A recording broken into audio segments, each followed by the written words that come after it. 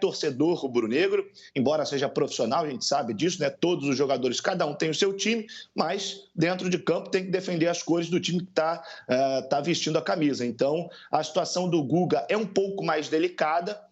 Ele tinha negociações avançadas com o Spartak de Moscou da Rússia, mas a situação travou. O Guga até foi um pedido do Sampaoli para atuar no último jogo do Galo, por conta de não ter dado certo essa negociação com o Spartak. O Flamengo monitora essa situação, o Atlético quer pelo menos 5 milhões de euros pelo Guga, o Flamengo acena com uma proposta de 4 milhões de euros. Do lado do Atlético Mineiro, ainda nada oficial chegou nas mãos do presidente Sérgio Sete Câmara, mas o Flamengo monitora, sim, e já tem contato com os representantes do Guga.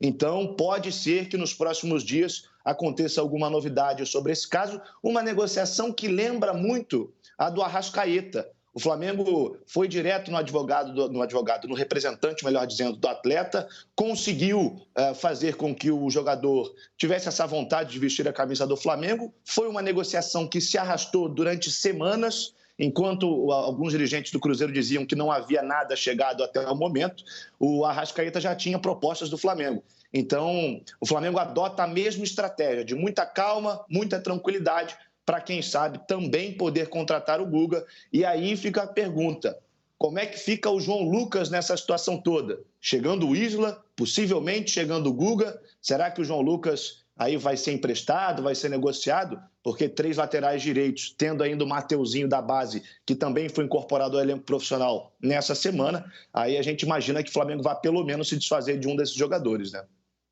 O Amêndola, acompanhando essa sua informação aí do Guga, é sempre bom a gente lembrar que o Guga, ele não é um jogador que ainda conquistou a total confiança do Jorge Sampaoli. Tanto é que lá no elenco do Atlético ele indica o Mariano, né? E ele tem o Maílton também, que é um jogador que ele está apostando muito. E aí está o detalhe, né? O Atlético chegou com a contratação do Sacha a cerca aí de 140 milhões, né, de investimento no elenco. Claro que isso proporcionado pelo parceiro investidor do clube, a gente já sabe toda a história, né, que é o patrocinador também do clube, enfim, conselheiro do Atlético, mas, independentemente disso, o Atlético tem dívidas e vê com muito bons olhos essa possível negociação. Mas tem um detalhe aí, Amêndola, é isso que eu queria te perguntar. Hoje o Guga, os direitos econômicos são divididos, né? O Atlético detém 75%, e o Avaí detém os outros 25% restantes. Então, o Flamengo, nesse caso, tem que abrir 2 negociações ou ele pode negociar diretamente esse 75% com o Atlético? Você tem alguma informação sobre isso? Ou depende toda essa história também de um aval do Avaí? Enfim, como é que fica isso aí? Calheiros, é uma situação até diferente, né? Do que a gente está acostumado a ver. Mas como a situação do Avaí também não é muito boa financeiramente falando, imagino que se o Flamengo chega com pelo menos, vamos colocar 4 milhões de euros, pouco menos de 30 milhões de reais, o Avaí, esse valor para o Avaí de 25% vai ser muito bem-vindo nesse momento. Para o Atlético, como você bem disse, nem se fala, embora tenha toda uma questão também técnica de você reforçar um adversário direto na luta pelo título, que muita gente tem colocado o Atlético e também o Flamengo na disputa do título do Campeonato Brasileiro. Então, essa situação ainda vai se desenvolver durante os dias, caso isso avance, mas eu acredito que não haja nenhum problema. Se o Flamengo chegar a um acordo com o jogador e também com o Atlético Mineiro, o Avaí vai sair com um dinheirinho que, tudo bem, ele pode não ter sido ali consultado, mas vai valer muito a pena e vai ser muito bom para esse atual momento vivido pela equipe de Santa Catarina, né? Boa, Amêndola. Vamos colocar, então, os nossos comentaristas aqui no assunto para debater essa questão do reforço, né, da substituição na posição de lateral direito do Flamengo. E começando ali pelas informações que o Amêndola trouxe sobre o Isla, né, mano?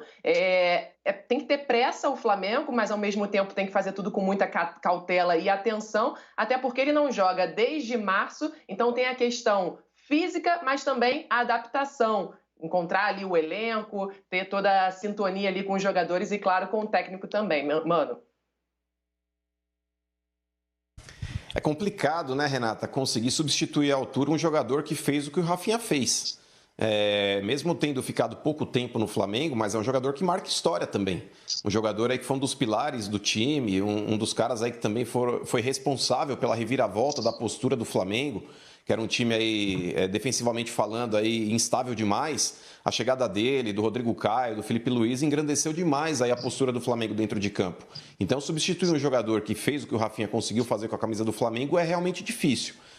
O Flamengo está buscando uma opção aí experiente, é um jogador que tem 13 anos de Europa, é um cara que já passou aí por Udinese, Juventus, estava recentemente aí no Fenerbahçe, enfim.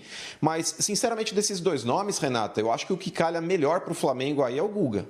O Guga é um jogador aí que, por mais que ele oscile bastante também, é garoto, é jovem, é um jogador de seleção de base, enfim. É um cara que eu acho que poderia se adequar perfeitamente no estilo aí de jogo que o Flamengo tem. O Domenech Torrent é um cara que deve ter indicado o Isla também, é um cara que já deve conhecer o futebol do jogador. Mas, sinceramente, cara, o Flamengo vai trazer um cara com essa idade, que vai demorar um certo tempo para se adaptar ao futebol brasileiro. Como você bem disse, já está desde março sem atuar. Não é um cara para chegar e jogar. O Guga já é diferente, é um cenário de que ele já viria para vestir a camisa de titular.